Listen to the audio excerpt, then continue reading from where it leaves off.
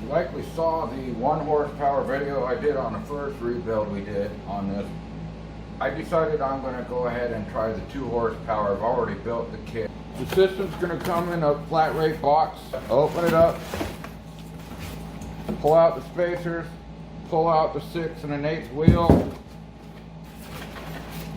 pull out the control unit. Look for this little box. It's going to have your hardware in it.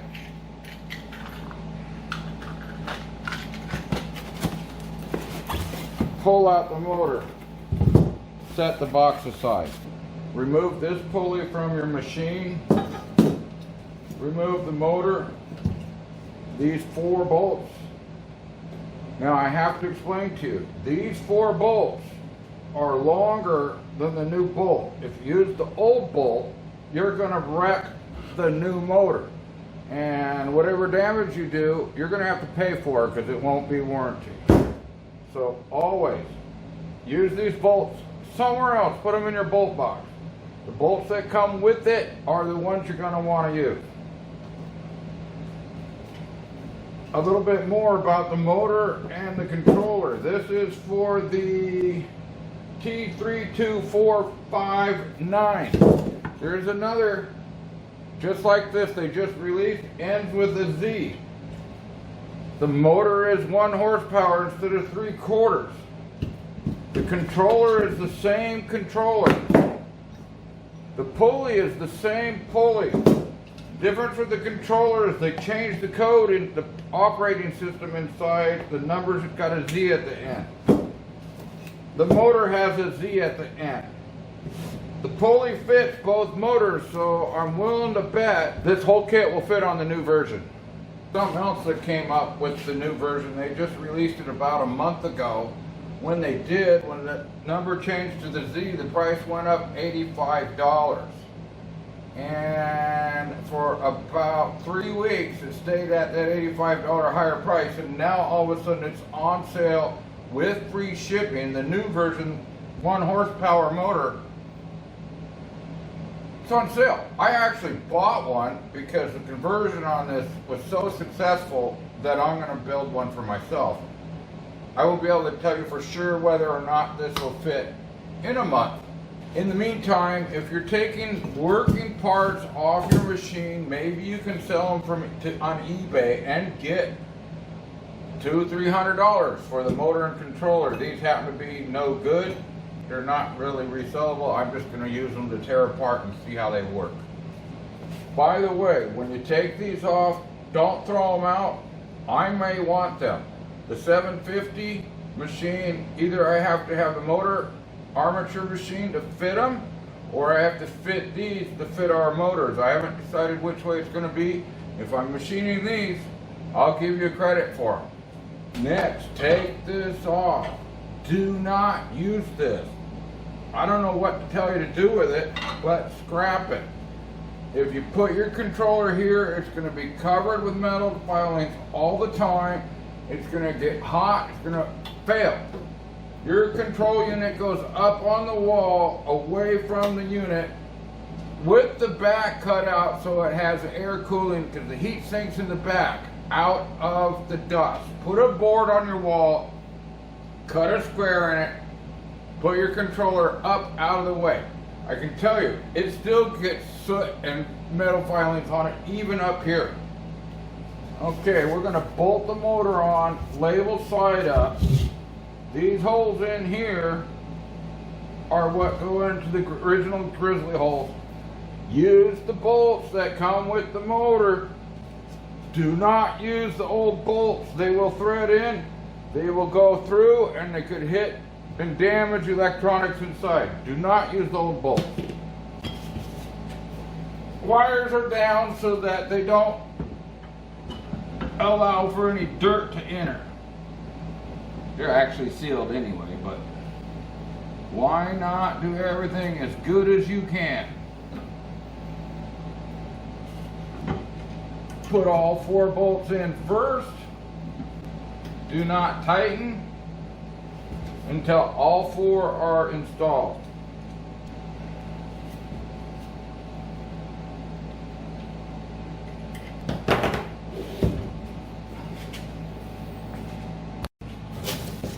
Once all four are in, then snug, then tighten. Next, put this metal washer on, then the spacer. Right now, the metal washer actually widens the support for the spacer, and it's required for thickness. These spacers will become one piece. Then there won't be any washer. Turn the keyway slot up. Put the adapter bushing. This is made for this motor, adapt R15 to a standard US 5/8 to fit the pulley. Yes, if you go search around, you can find that pulley.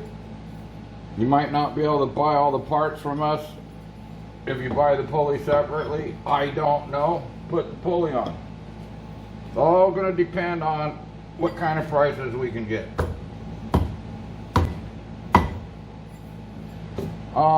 Don't warp that brass bushing. It might be fairly tight. It might be just go on really easy. This one's tight.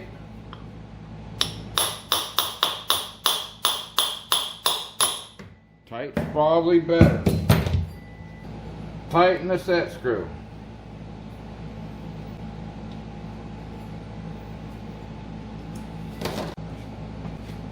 Mount the controller up there. Plug it in. You're realistically ready to put your belts on that quick. The original 42s will fit. Slide this all the way in. Then they'll fit. When you're done using your 42-inch belts, or if you really want to pump the machine up right away, buy yourself this brand in 48-inch belts. From the plenum to the metal, just under 3 inches.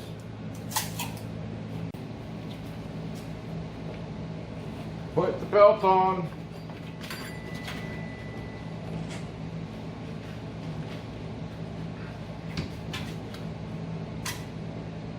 You're pretty much ready to go. Turn it on.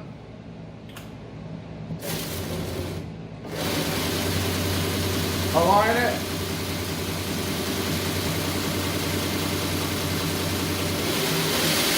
Test it another speed.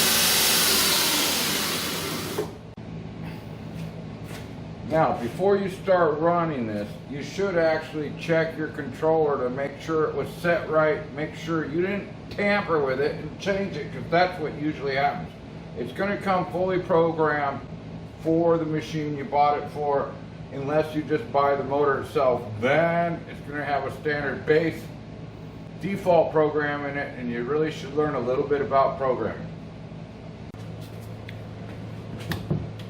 For this machine, if this is in, it's not going to work right. Make sure you turn this and it pops out.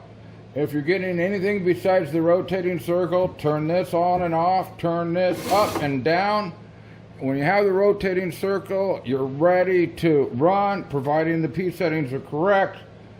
It's a 1500, push the P and the S. Scroll down to 17. Select. Number 6 is correct. If you don't have a 6, move it. Select that. Number 6 is P17. Number 6 is for the 1500. Software. P17. Go up to 18. 44 is the software that all of these are going to be issued with now. Some have 43. There is a glitch in the 43 software where you cannot control the lowest speed. I'm working on a fix for that right now. But in the meantime, select. So your top end speed, you can just use this to go up. It's already there. I'll show you. If it wasn't already there, this will go down 10 RPMs at a time. This will go up just by holding it to the top speed it'll reach. Don't overclock it. If you do, it's very dangerous. The warranty is voided and you own it if it tears your face off. or explodes or whatever. So scroll down to P01, select 200 is too slow for a grinding motor, bump it up to about probably 500 is your best bottom speed for this system. Select, it'll probably come programmed. It depends what I find out. I'm going to lock it at the best for the machine. So now the slowest speed should be 500, and that's as slow as you can get. Highest speed is 3,500, the fastest you can get. Select, go up to 2, select, you can lower the top speed if you don't want it to run that fast. Let's set it at 3,000. I'm pushing the minus. Select, now your top speed, 3,000. Okay, I'm going to put that back to 3,500. I'm going to do it the easy way, just hold it in when it's ready to run. Select, now. P and S again. It's in 2, we want to do soft start. No, yeah, soft start is 6. Select, it's at 1. 9 is not soft start, 1 is soft start. We're going to leave it there. When you get it where we want, between 1 and 9, push the S button and that locks it. Braking is how fast it stops. Go up to 8, select, there's no braking. You don't need it with this machine, but if you're building something else, you might want it. Select, okay, I'm going to go. That's enough for a basic setting for you. I'm going to go into other tests. Something you might want to put in the back of your mind, operating system 44 cannot be overclocked past 3,500 RPMs on a 1,500 watt motor. The earlier version 1,500 watt motors might have problems running 3,500. You might only be able to run it to 3,000. It can, however, be overclocked if you put the big control unit on it. That brings a whole new problem into the picture of keeping it clean. That means you have to have a clean box for it. You probably run the motor at 5,000 RPMs. You might need extra heat sinks, and you would do so at your own risk because it'd be extremely dangerous. We do not want you to do that. Okay, I reset it to slowest speed possible. It will run as slow as 200. No, it will run as slow as 110 RPM. That is 60 revolutions of the belt times 3.5 feet. That's about 213 feet a minute. If we go all the way up to the top, it's going to be 1,597 RPM.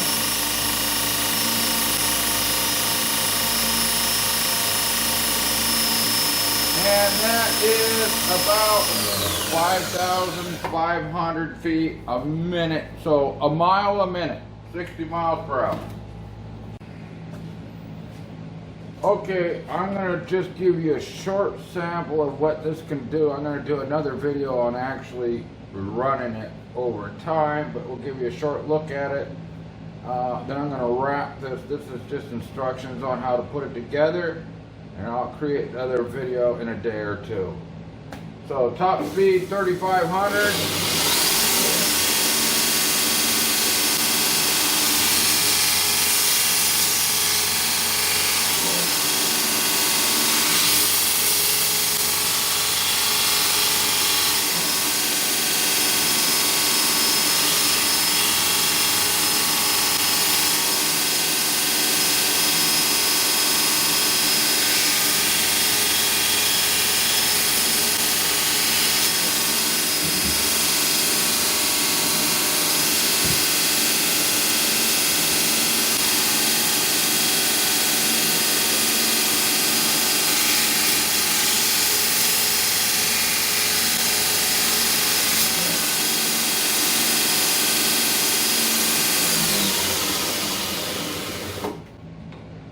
actual cutting is effortless. It doesn't slow down. Of course, it's a ceramic belt. That's an 80, by the way. The file does get hot relatively fast, much faster than it would before, but that's because I'm just taking so much more material off. That's it for now. All videos we show are practice first and then done by a professional. These mods and upgrades are dangerous and can cause serious bodily injury, even death. We do not recommend you attempt to do anything you see on our videos. We take no responsibility and accept no liability for anything you attempt to build or operate after watching our videos. It is your responsibility to ensure safe operation, suitability, fit, and proper application of any machine you build, modify, or operate.